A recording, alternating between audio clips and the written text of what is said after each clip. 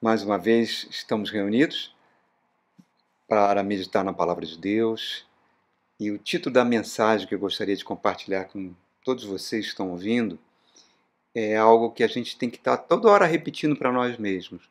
Nós não somos esquecidos por Deus. Porque às vezes passamos por situações difíceis na vida e acha que Deus não está nos ouvindo, não está cuidando de nós, e isso não é uma verdade, irmãos. E eu quero trabalhar nesse assunto utilizando um livro muito importante no Antigo Testamento, que é o livro de Esdras. Eu vou ler do capítulo 6, eu vou ler 12 versos. Tá? Então, se você tiver com a sua Bíblia aí, Esdras 6, do verso 1 ao 12, eu estou lendo na versão Ferreira de Almeida.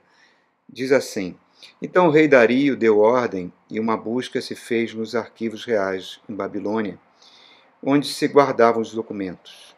Em Aquimeta, na fortaleza que está na província da Média, se achou um rolo e nele estava escrito um memorial que dizia assim: O rei Ciro, no seu primeiro ano, baixou o seguinte decreto: com respeito à casa de Deus em Jerusalém. Deve ela ser edificada para o lugar em que se ofereçam sacrifícios. Seus fundamentos serão firmes, sua altura de 60 côvados, sua largura de 60 côvados, com 3 carreiras de grandes pedras e de madeira nova.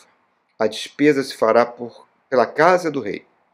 Os utensílios de ouro, prata da casa de Deus, que Nabucodonosor tirara do templo que estava em Jerusalém, deverá ser levado de volta, devolvido para o templo que está em Jerusalém. Cada utensílio para o seu lugar serão recolocados na casa de Deus. Aí, pulando aqui para o verso 7, não interrompais essa obra desta casa de Deus, para que o governador dos judeus e os seus anciões reedifiquem a casa de Deus no seu lugar. Também por mim se decreta que, a vez de fazer a estes anciãos dos judeus, para que reedifiquem a casa de Deus, a saber, que da tesouraria real e dos tributos da além do rio se pague pontualmente a despesa a estes homens, para que não se interrompa a obra. Dê também, dia após dia, sem falta, aquilo que houver em necessidade, novilhos, carneiros, cordeiros, para holocausto ao Deus dos céus. Trigo, sal, vinho, azeite, segundo a determinação dos sacerdotes que estão em Jerusalém, para que se ofereçam sacrifícios de aroma agradável ao Deus dos céus, e orem pela vida do rei e de seus filhos. E também por mim se decreta que todo homem que alterar esse decreto, uma viga se arrancará da sua casa e que ele seja levantado e pendurado nela, o que da sua casa se faça um monturo. O Deus, pois, que fez habitar ali o seu nome, derribe a todos os reis e povos que estenderem a mão para alterar o decreto e para destruir essa casa de Deus, a qual também está em Jerusalém. Eu, Dario, baixei o decreto que execute com toda a pontualidade. Olha só, irmãos. De tempos em tempos, o povo de Deus passa por cenários difíceis, cenários turbulentos.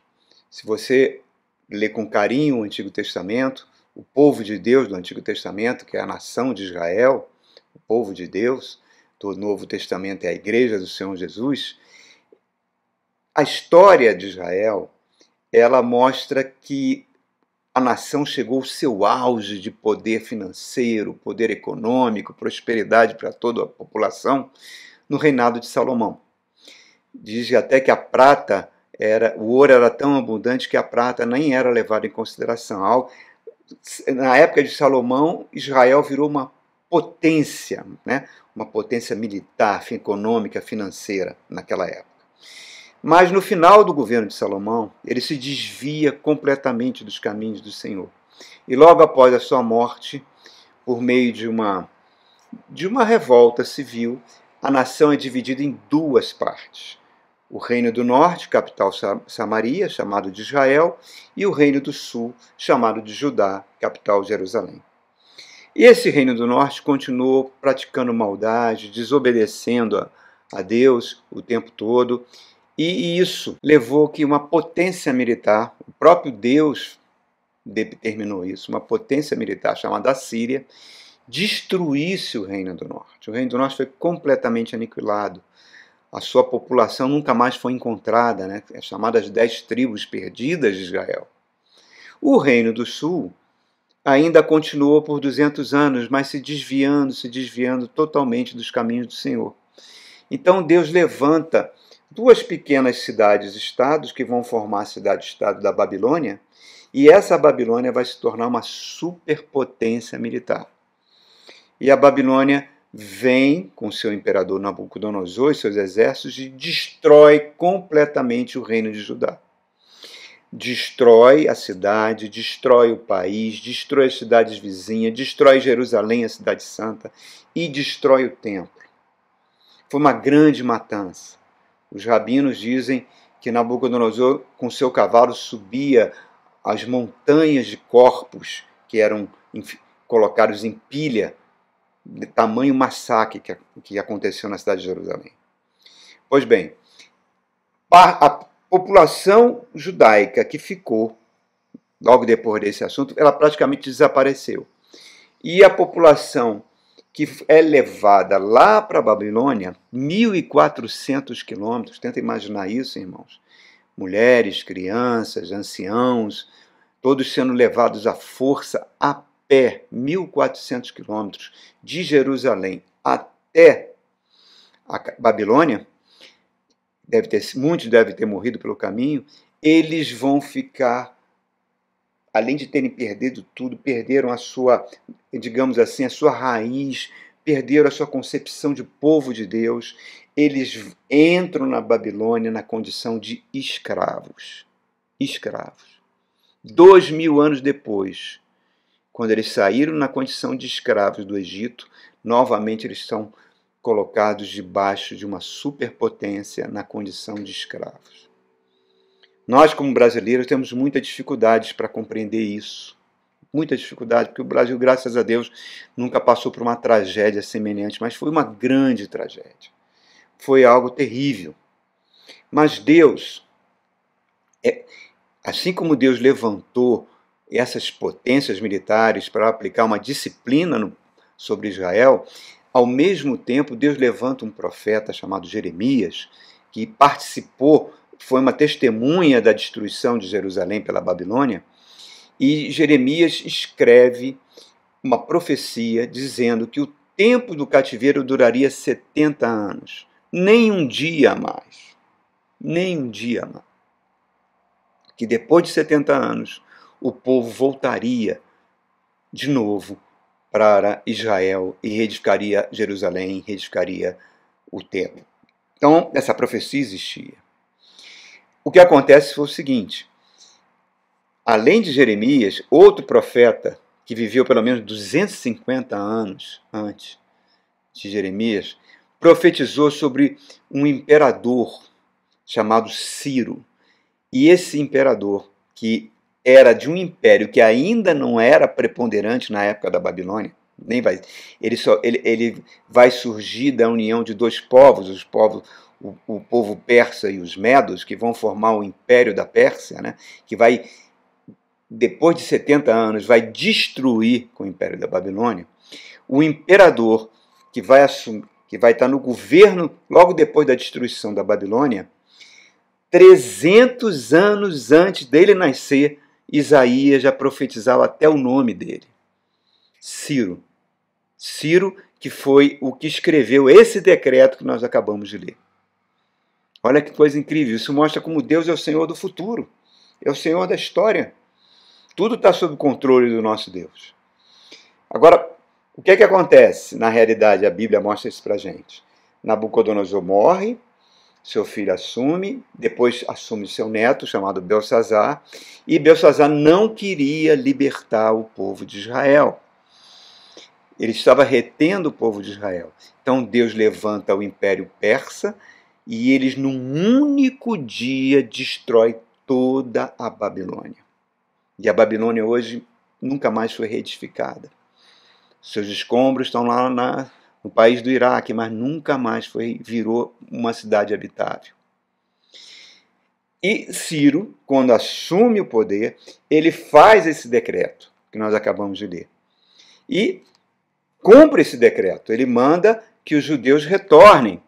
E os judeus retornam com Zorobabel, com Josué como sumo sacerdote, Zorobabel como governador. Eles retornam para edificar o templo e para reedificar as muralhas que estavam destruídas. E não conseguem fazer isso. Apesar de muito esforço, eles conseguem fazer. Eles vão enfrentando uma dificuldade atrás da outra, uma dificuldade atrás da outra, até que 128 anos se passam. Ciro morre, vem Artaxerxes morre, vem Dario, e chegamos aqui em Dario, nesse imperador que vai estar lendo esse decreto de Ciro escrito há 128 anos antes. Por que ele está lendo? Você vê lá nos capítulos anteriores de Esdras que todos os governadores das províncias que foram ocupadas pelo Império Persa, principalmente ali onde se situava a nação de Israel, eles eram frontalmente contra o povo judeu. E não permitiam a reedificação do templo, eles sempre conseguiam dar um jeitinho para que aquilo não acontecesse. E foi se arrastando isso, até que no final os governadores pediram uma audiência com Dario e falaram: olha, não permita que esse povo reedifique o templo, porque se reedificar o templo, você vai ver na história, nos anais aqui das crônicas do Império Persa, vocês vão ver que é um povo rebelde, que se eles se reedificarem, eles vão ir contra o senhor Dario. Aí Dario fica indignado com isso e entra nos arquivos para procurar realmente o que existia de escrito, de decretos anteriores sobre esse povo, e encontra um decreto extremamente favorável de Ciro. Quando Dario lê o decreto de Ciro, não, nada disso. Ciro já tinha ordenado que o templo fosse reedificado. Eu sei que já se passaram quase 128 anos e isso ainda não aconteceu. Não, vamos resolver essa parada.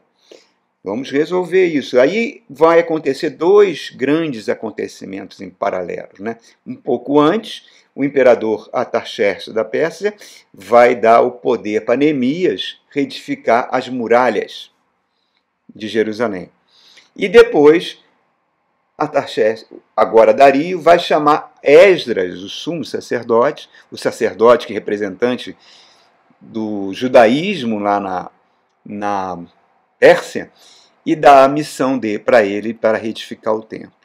Então, reparem, nesses 128 anos, foram um fracasso atrás do outro, A autoestima desse povo estava baixíssima. Não conseguia enxergar nenhuma solução. Enfrentava o poder político, o poder militar de governadores hostis. E Deus, mesmo assim, cumpre a sua vontade, vai no coração de Dario, faz Dario ler o decreto de Ciro e mudar toda a situação. E essa é a primeira verdade espiritual que eu quero compartilhar com você, irmãos. O livro de Provérbios diz que Deus inclina o coração do rei para onde ele quer. A pergunta que nós fazemos a nós mesmos: quem é o nosso rei? Quem está em posição de autoridade sobre as nossas vidas? Às vezes pode ser o seu patrão, às vezes pode ser um professor, às vezes pode ser o marido em relação à esposa. Então, quando você vê a vida tanto de Neemias quanto de Esdras, que foram os dois chamados, levantados aí pelos respectivos imperadores Artaxerxes e Dario, para reedificar as muralhas e reedificar o templo, eram pessoas que não batiam de frente. Eram pessoas que não ficavam reivindicando, batendo boca, não. Eram pessoas acostumadas a pedir a Deus, a clamar a Deus, para que Deus tocasse no coração desses reis. E esse exemplo é maravilhoso. Se você quer que uma determinada situação dentro do seu lar, no seu trabalho ou nos seus negócios, que envolva pessoas que estão em autoridade em relação a você, peça ao Espírito Santo. E o Espírito Santo vai avaliar se o seu pedido é um pedido que está de acordo com a vontade do Pai. E para isso, sempre a gente deve orientar os nossos pedidos com relação ao caráter de Cristo. O que Cristo faria em nosso lugar? Não é? Então, se nosso pedido está visando o bem comum, vai trazer um bem melhor para a família, um bem para um ambiente de trabalho, enfim, coisas que vão favorecer pessoas e até você próprio, mas não de uma forma egoísta, e sim de uma forma justa, certamente Deus vai inclinar o coração da pessoa que está em autoridade sobre você para lhe ser favorável. Então, esse é a principal verdade aqui. Eu me lembro que certa feita eu conheci um colega que era oficial da Marinha e ele também exercia, ele era pastor de uma denominação bem antiga no Brasil. E ele foi ser ajudante de ordens de um importante almirante da Marinha, né? Um almirante já com 4 estrelas, num cargo altíssimo. E, de repente, num determinado momento, e ser ajudante de ordem desses almirantes 4 estrelas era muito bom para a carreira do oficial, abria muitas portas. O almirante fez um pedido para ele e queria que ele, caso recebesse o telefonema de uma determinada pessoa, que dissesse que ele não estava. Ele não estava na sala, que ele não tinha ido naquele dia trabalhar. Aquilo incomodou tanto aquele oficial ficou tão incomodado, que ele procurou o almirante respeitosamente, falou: olha, almirante, eu não posso cumprir essa sua ordem, porque eu sou um pastor, eu prego o evangelho, eu não posso mentir, não posso mentir. Eu estou dando liberdade para o senhor me substituir, se eu chamar outro oficial, entendeu? Mas eu não posso cumprir essa ordem. E essa postura dele tocou o coração daquele almirante que estava em autoridade sobre ele, que ele gostou tanto, que ele manteve o oficial na função e passou a confiar nesse oficial.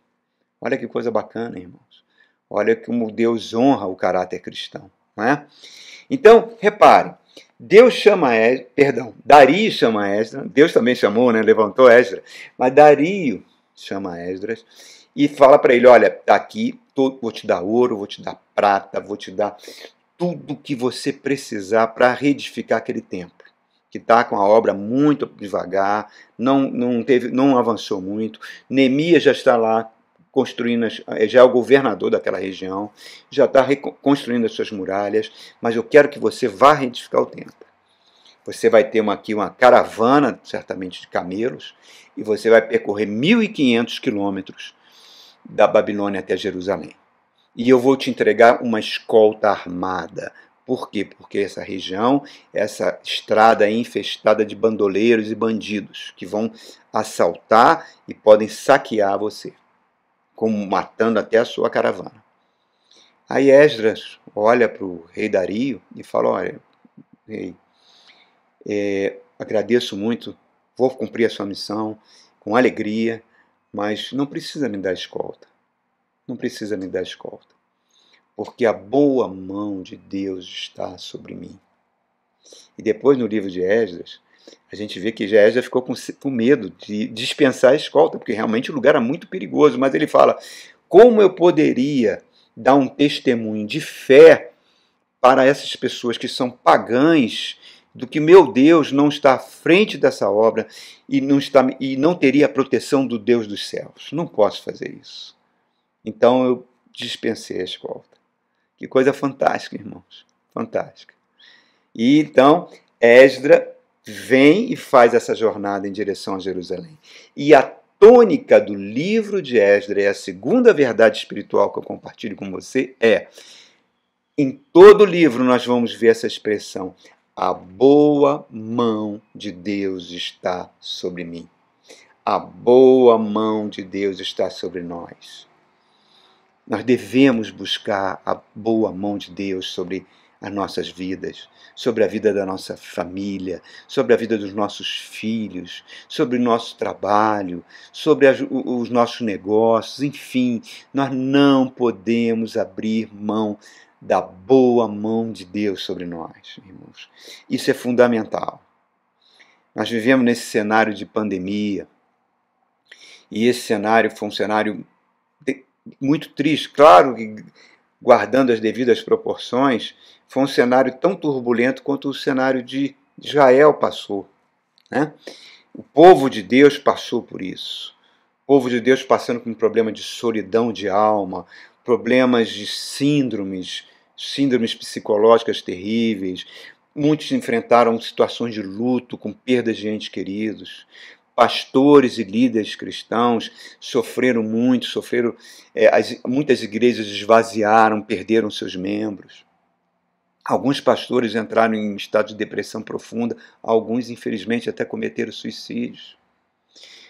E uma das grandes vítimas foram os jovens, os adolescentes, né?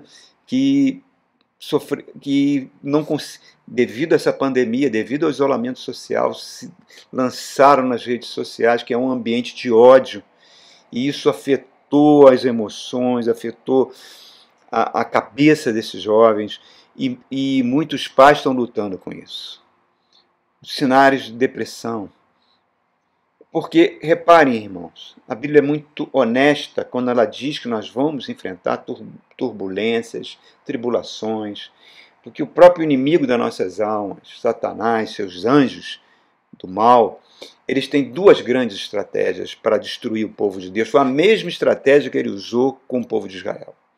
Ou ele faz um ataque frontal, usando pessoas, inimigos, ou ele faz um ataque que é genial, maligno, mas é genial, sutil e sorrateiro, que é tentar seduzir a pessoa. Ele fez isso com Israel em várias passagens, inclusive chegava ao ponto de colocar mulheres bonitas da região da Cananeia, mulheres cananeias, mulheres de Canaã, que eram idólatras terríveis, para se casarem com o povo de Israel, para que eles se misturassem com essas mulheres. A gente vai ver isso no livro de Esdras, no livro de Neemias, e isso foi a grande causa da destruição, tanto do Reino do Norte quanto do Reino do Sul, porque eles passaram a adorar demônios por causa desses relacionamentos.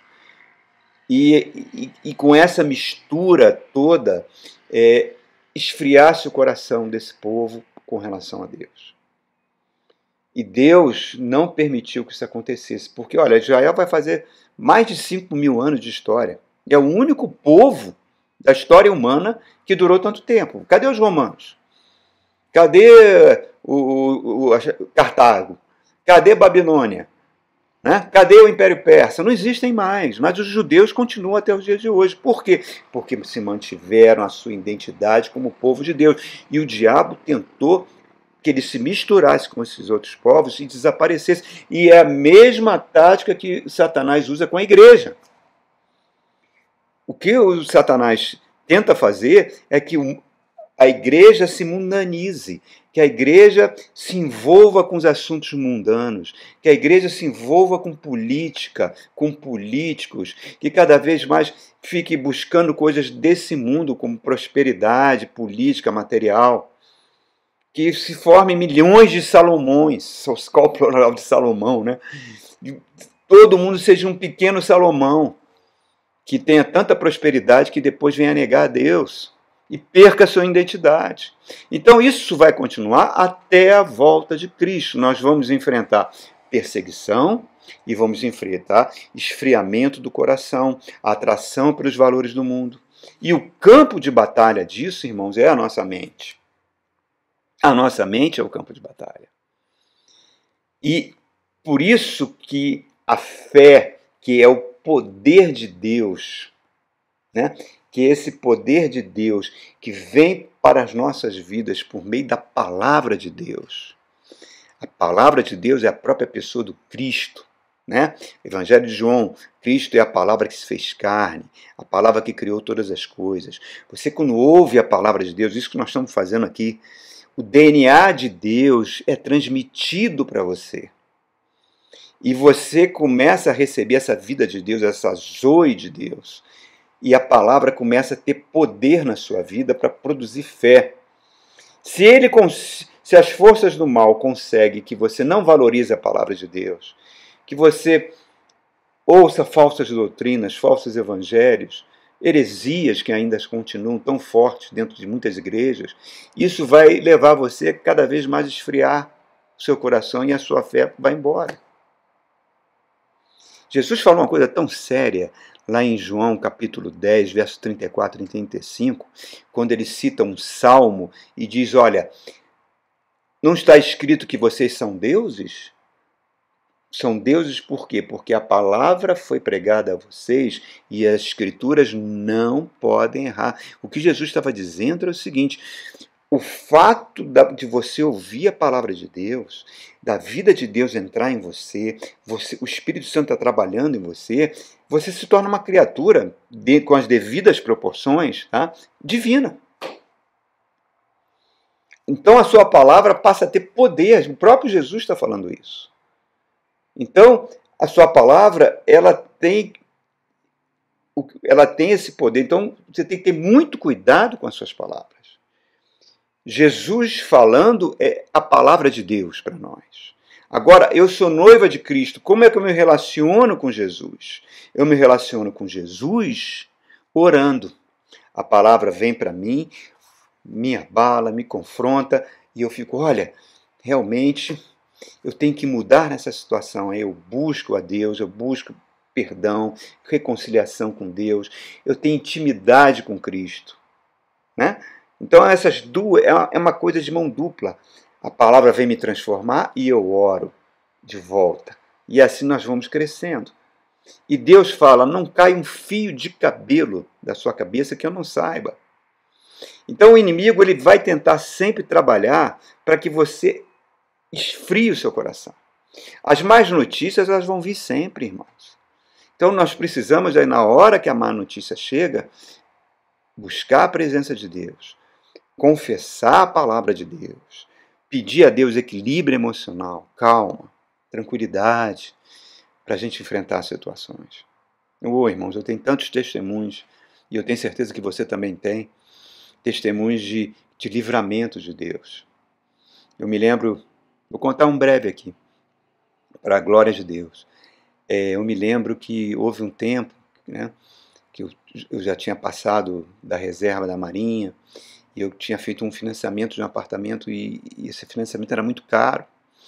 Eu estava terminando o meu doutorado na UNB e aí eu fui trabalhar na Agência Espacial Brasileira e fiquei alguns anos trabalhando lá, um cargo comissionado, e com esse dinheiro desse cargo comissionado e com as aulas que eu dava à noite numa faculdade particular, eu conseguia pagar o financiamento do apartamento.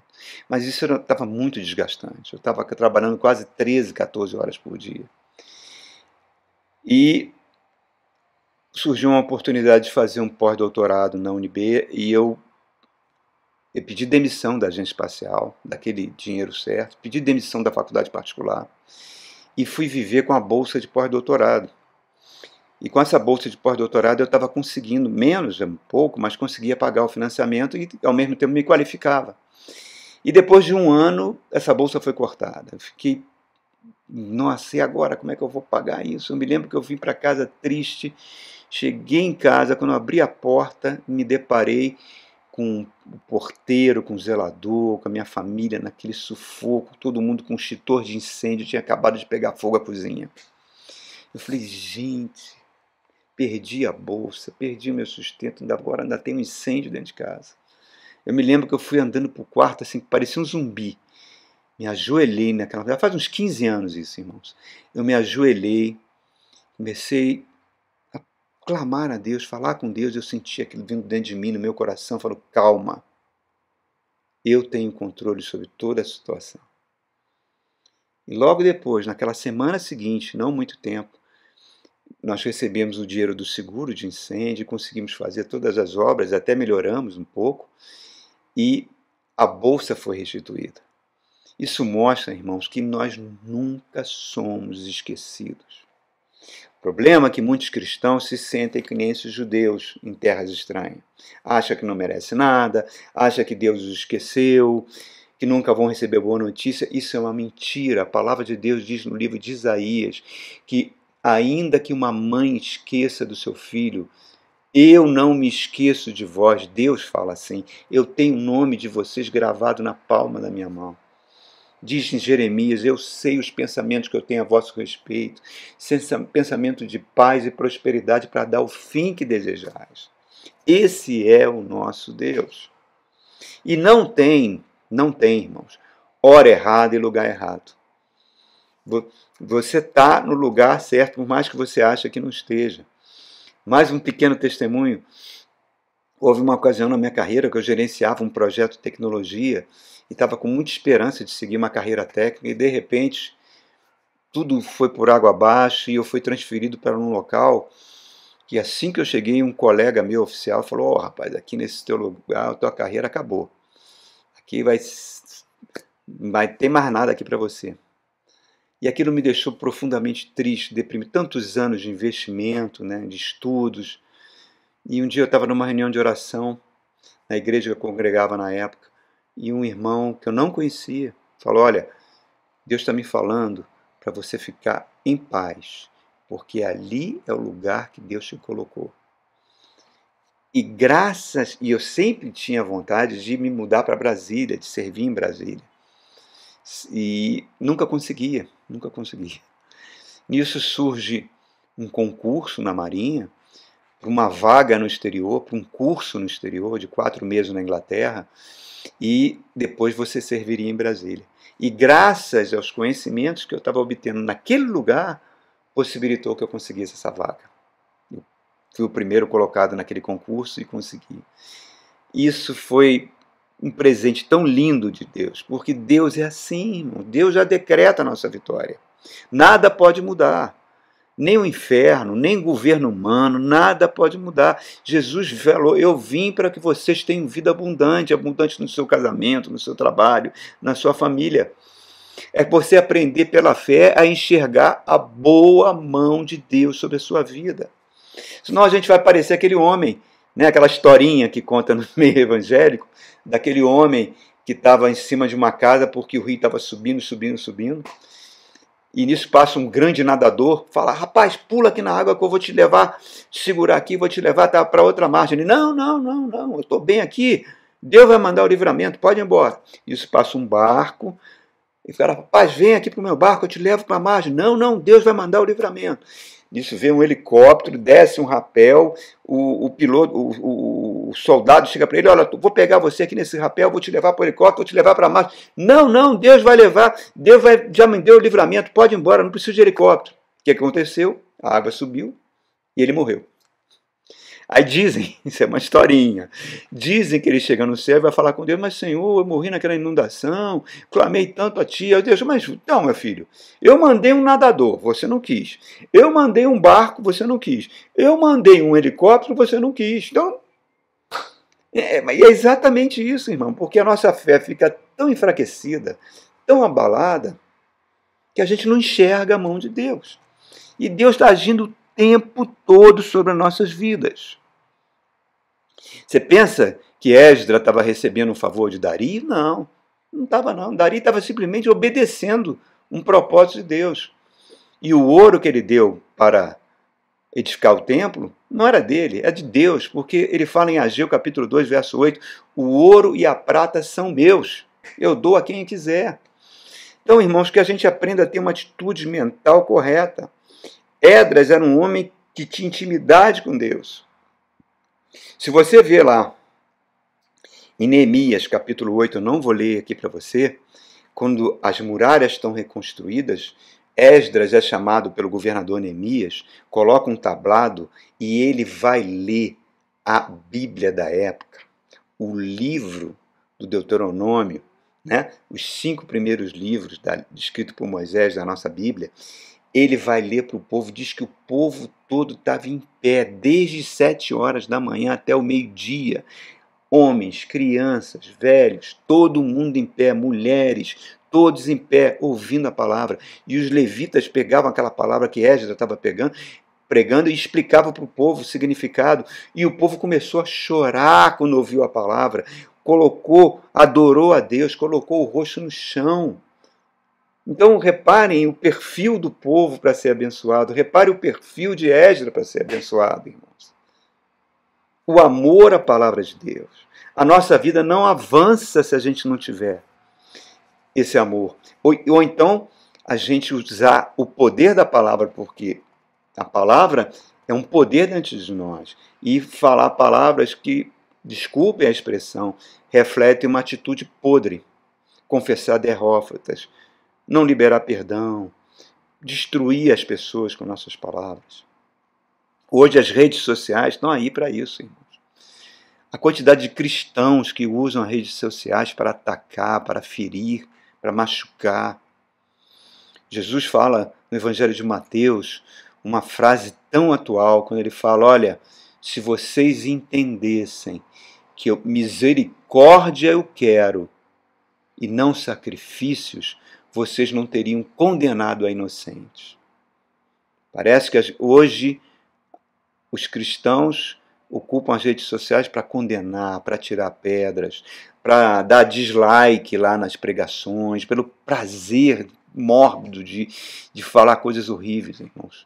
E eu me lembro daquela senhora que era cantora de forró lá do Nordeste, o filho dela, um jovem, adolescente, escreveu umas coisinhas lá na rede social, bobagens, e recebeu tanto ataque terrível, tantas palavras terríveis, muitas escritas por cristãos, que ele não aguentou aquilo e cometeu suicídio.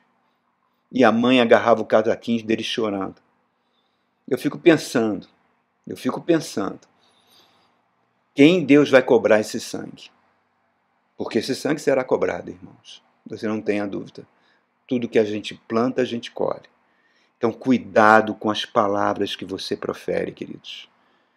Não permita que os demônios venham agir na sua vida. Pelo contrário, a sua palavra tem que ser de fé.